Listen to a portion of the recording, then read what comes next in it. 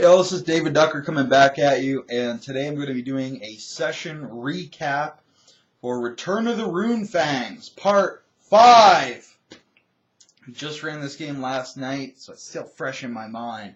Let's see if that improves the video quality. I doubt it. But I'm going to spit it out for you anyway. When we last left our daring heroes, they were at the Nestel estate, being entertained at dinner by Countess Darlene Nestel and her own little court. You know, Isu Cedar, the Pegasus Knight, was there. There was a Shadow Mage there. The Holloman household was there, Ramsay and Wilhelmina Holloman, and their retainers as well. But as we join them, the dinner is kind of wrapping up. The musicians are play the last dance. I believe Camilla Valise was dancing with Sir Theodore Lyons of the Most Noble Order of the Blazing Sun. And then they departed. Camilla returned to her ship, La Guadalquivir, which is, we had so much fun pronouncing that. Thank you, Megan, for naming your ship La Guadalquivir, because that's so easy for us to all say over here. But Camilla returned to her ship. A little interaction with Falstag, the priest of Manon, god of the sea. It was a very entertaining character. I had a lot of fun role-playing him, and I look forward to role-playing him some more as well. Of her whole crew, he's definitely my favorite. Perhaps including the player character herself. But that's fine, because as a GM, I just get to play the NPC crewmates. Meanwhile, the rest of the Berengar household returned to the Berengar household to bed down for the night. On the morrow, Sauvage Gideon Berengar, the bright wizard, met with one of his underworld contacts, Alwyn Left Eye. Alwyn is scratching, and he's all scabulous and itchy, and just role-playing him like that, Mike, who's sitting at the table, he's getting itchy just watching me. So that's definitely a sign that we need to bring this character back again and again so that he can perturb Mike out of game. I'm not sure that Alwyn had any really useful information for Sauvage. I think he did tell him that Sauvage's brother, Sir Lewin, had gone to the Bridge Rats, the local thieves guild, to which Alwyn is a member. A junior member. So Sir Lewin had gone to the Bridge Rats with Sixtus Jurger's finger. You might recall he cut his finger off, and he has it in a small silk bag as a bargaining chip of some sort against Sixtus's Thieves Guild, the Bridge Rats. So he went to deliver that, and Alwyn said that he went into the back room to meet with Lorenzia Edelstein, the Thieves Guild mistress, but he never came out again. So Sauvage was most perturbed by this. He returned to the manor. Camilla also returned to the manor. Theodore actually hadn't returned to the manor. He stayed at the Three Crowns Inn, which is owned by Sir Lewin, because Sir Theodore is the brewmaster at the Three Crowns, which has its distillery or its beer works attached right to the inn, much to the chagrin of House Showalter, who don't want that kind of stink coming off a building in the Noble District. This is in Altastadt, so they're stinking up the nice neighborhood. So maybe that's another reason someone would be after Sir Lewin. In addition to cutting fingers off, he stinks up the place. Literally, not figuratively.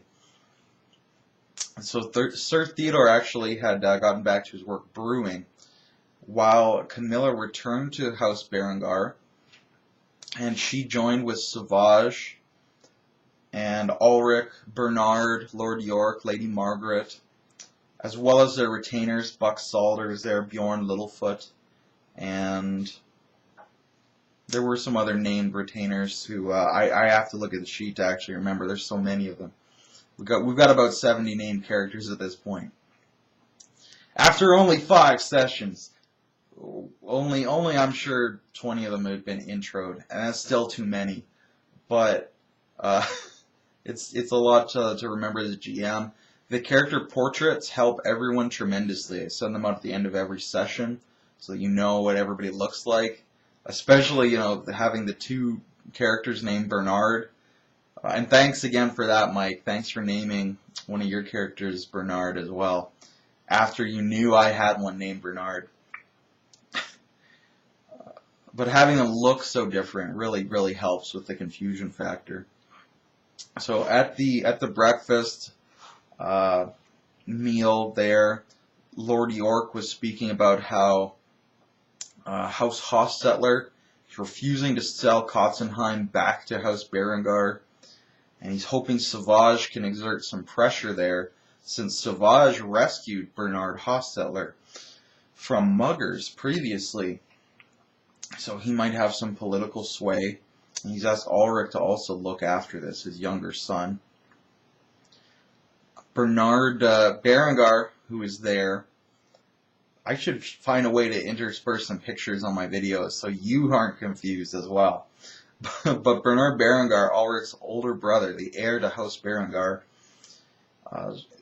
makes some plans with Ulrich about their voyage down the Reich, as Bernard is heading to Marienburg to discuss a ransom of Carlos Hees, who the player characters had captured previously, I think way back in session 2. And Ulrich was discussing also with Savage about whether to take up the Countess on her offer of heading up the Aver, the opposite direction, the river Aver, towards Averheim, because he wants to go to Wertbad. That's why he's going on this river voyage, so that he can court Count Detlev Krus, his daughters. But he's not sure now which way to go with his brother downriver or with the Countess upriver. They both seem like terribly dangerous options, probably traps. His brother hates him, and the Countess is just so scheming, so manipulative, so many political machinations going on behind blue eyes. But Camille also discusses terms to bring her ship into the service of House Berengar, as well as her Estalian Diestros, great duelists from the south. And they do eventually reach terms. They sign a contract there, binding Camilla and La Guajaquiver, which I will eventually get used to saying, to the services of House Berengar. Meanwhile, Sir Theodore is brewing. He's up on a catwalk between enormous copper kettles in the brew works, the barley works of the Berengar Brewing Company. And it's a very large room, obviously, with the copper kettles. They're about 12 feet high. But the window shutters are pulled open from the outside, and assassins leap in, one of them landing on the catwalk, and the others various other places around the room. Sir Theodore looks over, he takes stock of the situation. He looks over, he sees his sword by the door, realizes he's unarmed, and he spins the lever on one of these enormous kettles and sprays hot steam to the face of the assassin on the catwalk. And he rushes through the steam, tackles him out of the way, and leaps through the window that the assassin just jumped in. So I was trying to throw Sir Theodore a combat encounter, but he would have none of that. No combat for this man. So he leapt out the window. He succeeded tremendously at some agility tests to not die, jumping out that second floor window. So we described some excellent la parkour moves he used to stay alive, some free running moves. But he managed to rush away, lose himself in the mid-morning crowd, and head towards House Berengar. And just as Camilla is finishing signing the agreement with House Berengar, he bursts in, announces that there's assassins at the brewing company, and Buck Salder, the master at arms, immediately calls the man-at-arms into action. They fetch Ulrich's armor, and they fetch a new sword for Theodore, and they head out in force through the streets. I believe there's only about 10 of them, but they are fully armored and armed. Buck has his battle axe, and the other troops similarly acquainted with maces, morning stars, hammers, picks, axes. Not swords, because as I've mentioned before, swords are only allowed to be owned and carried by the nobility in this setting. That's my own house rule. That's not actually a Warhammer lore rule, but I just think it's awesome. So I've imposed that on everyone. Also, it gives the other weapon groups a chance to shine. So they move through to the Berengar Brewing Company. They start to search the premises. They can't find any assassins, but as they're going in, Sauvage and Theodore, actually I think it was Sauvage and Camilla, who were kind of mulling around outside, talking to each other, noticed that they're being watched from an alley across the way by a figure in a hooded cloak, and they notice that he has a Glasgow smile, so he's essentially got 2 scars extending out from his lips. That someone has widened his smile with a dagger. This is actually the description that James gave of the assassin who accosted him. So immediately, Camilla has a crossbow. She busts her crossbow out. It's a ratchet action. She ratchets it up, fires. Sauvage hurls a fireball using his the power of Hish, the red wind of magic, the red wind of flame. Hurls a fireball. Ulrich and Theodore give chase as the assassin, although he does get the fireball on his left arm, and his arm is burned up, but he doesn't catch on fire, luckily. But he starts to run. It's a very nice chase scene. I had earlier described how it was a very foggy, misty day in Nuln. There's this great chase scene through the foggy streets, the heavy traffic areas, the back alleys. And eventually, Sir Theodore was able to catch the assassin. He grappled him and held him until Ulrich could arrive. And Ulrich smashed his knee, so he couldn't run anywhere. Really highlighted well the A Song of Ice and Fire rule set with this. Both that you could actually run a chase scene, whereas in something like Pathfinder, I move 30 feet and he moves 30 feet. Yay, chase scene. We move exactly the same speed and we can't speed up or beyond that. So, chase scenes in Pathfinder, as written, very tedious. Song of Ice and Fire, very interesting. However, I was getting them to make athletics checks, essentially, and then agility tests to avoid obstacles.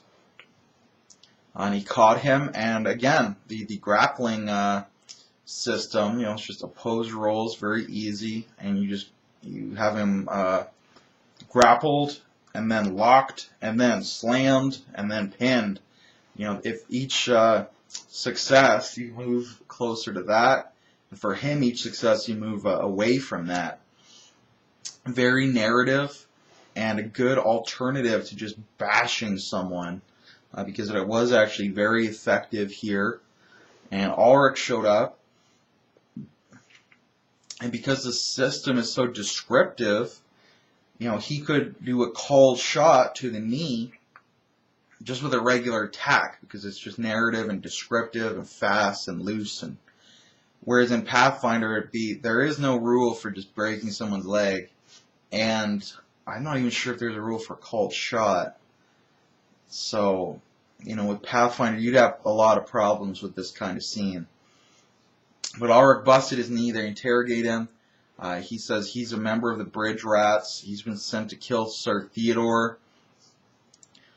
And again, Sir Theodore doesn't know why they want to kill him. This is a second group of Bridge Rats that they found who were assigned to kill him. The first group didn't actually even succeed in attempting to kill him. They just got in trouble before they could even try to kill him. But this group, at least they tried. So they take this assassin prisoner. His name is Keyvan, which actually Sir Sauvage, just based on Theodore's description, trying to use in-character names so that no one gets too confused.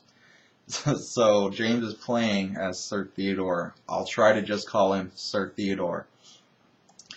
But Sir Theodore gave this description of his assassin, and Sir Sauvage was able to determine, oh, that's Keyvan of the knife.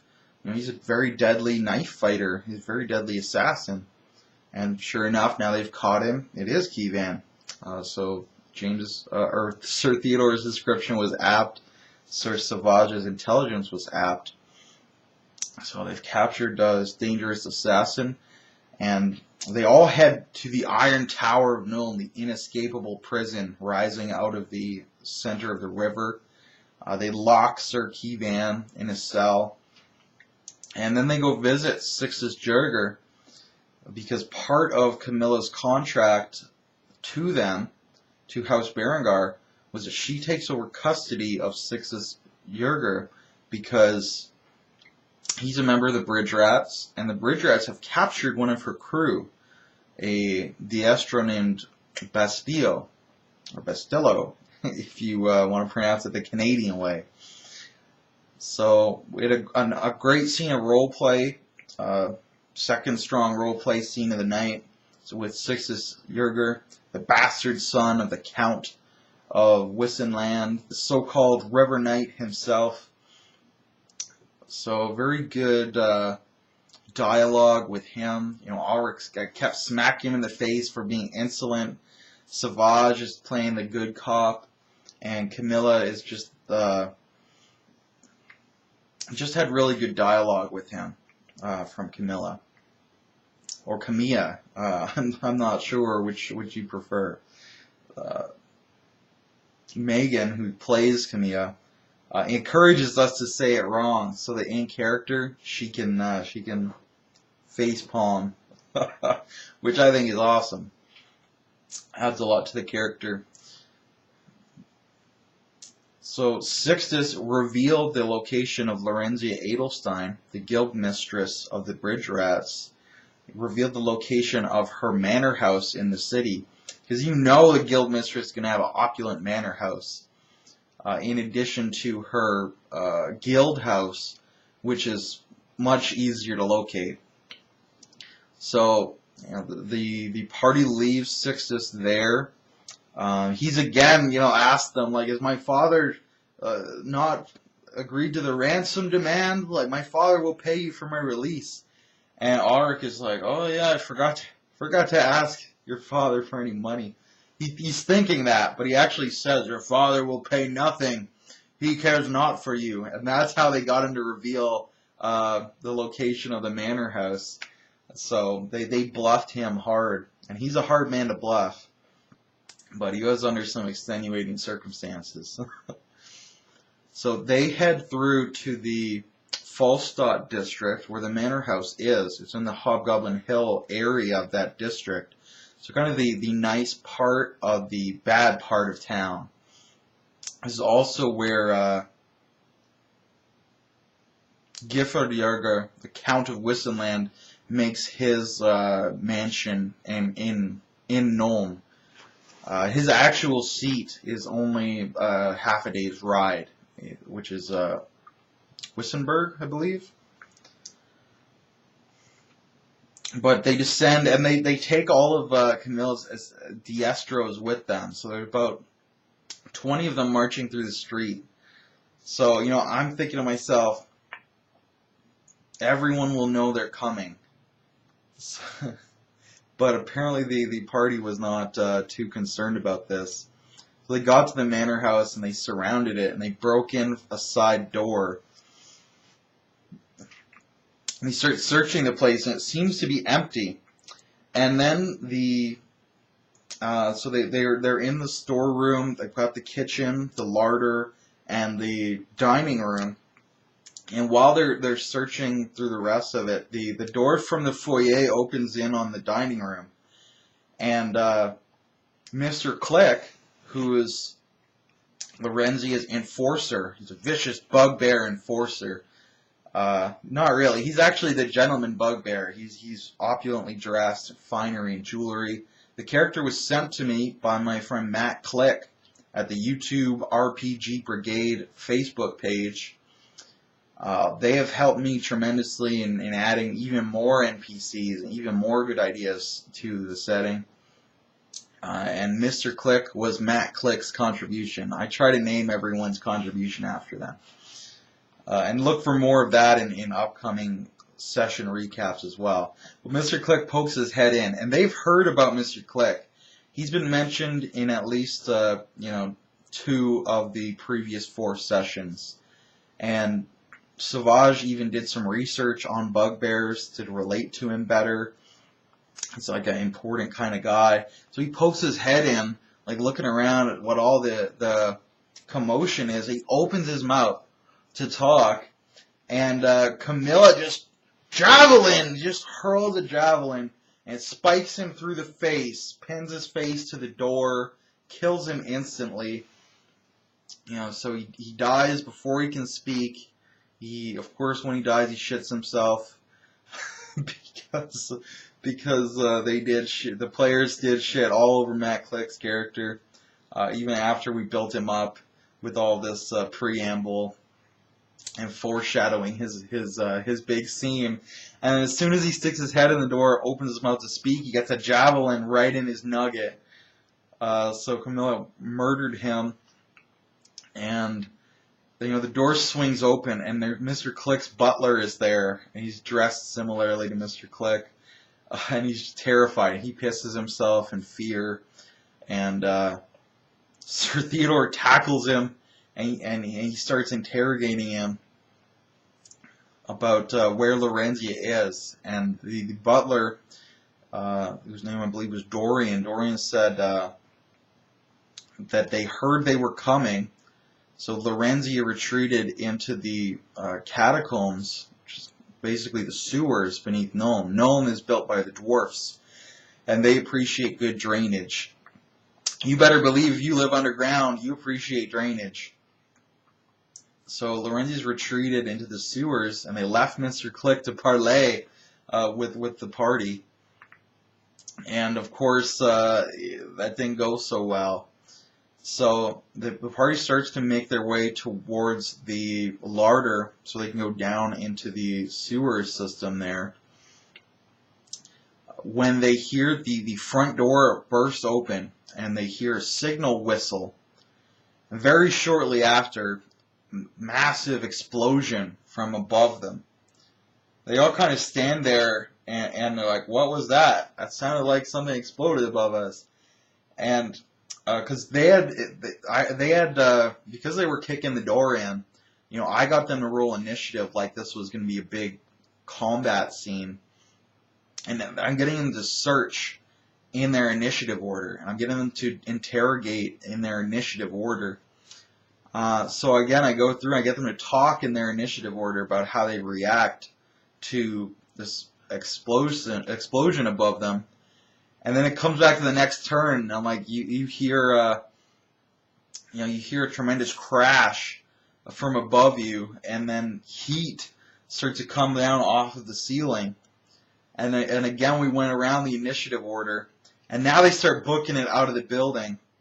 Actually, I believe Sir Theodore and Sir Savage are running out of the building, where Camilla and Ulrich were heading down into the catacombs. So they booked in opposite directions, split the party, and so that was another initiative round. And then what had happened was the top floor had exploded at Fireball.